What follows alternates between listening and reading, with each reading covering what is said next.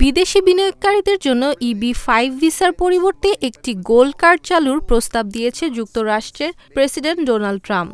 এই gold card দিয়ে পরবর্তীতে যুক্তরাষ্ট্রের নাগরিকত্বও কেনা যাবে। বার্তা সংস্থা রয়টার্স এক প্রতিবেদনে এ তথ্য জানিয়েছে।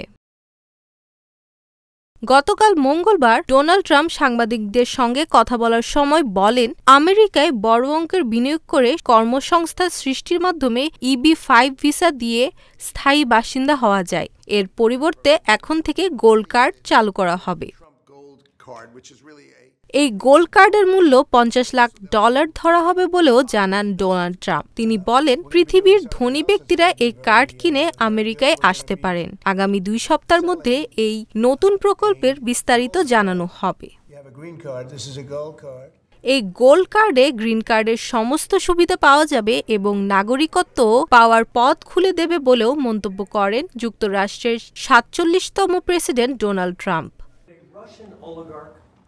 সাংবাদিকরা ট্রাম্পের কাছে জানতে চায়, রাশিয়ার ধনকুবেরাও এই গোল্ড কার্ড কিনতে পারবেন কিনা। জবাবে ট্রাম্প বলেন, সম্ভবত পারবেন। আমি কয়েকজন রুশ অলিগার্ককে চিনি যারা খুবই ভালো মানুষ।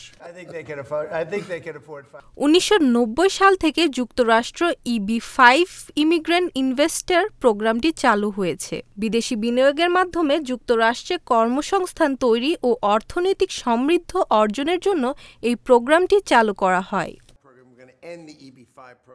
গতকাল মঙ্গলবার ট্রাম্প প্রশাসনের বাণিজ্য মন্ত্রী হাওয়ার্ড লুটনিক বলেন, EB-5 প্রোগ্রাম অর্থহীন, কাল্পনিক ও প্রতারণায় পরিপূর্ণ। প্রেসিডেন্ট ট্রাম্প একে বাতিল করে গোল্ড কার্ড চালু করতে চাইছেন। বিশ্লেষকরা বলছেন, ট্রাম্পের এই নতুন প্রোগ্রাম বাস্তবায়িত হলে বিদেশি বিনিয়োগকারীদের জন্য মার্কিন অভিবাসন নীতিতে উল্লেখযোগ্য পরিবর্তন আসতে পারে।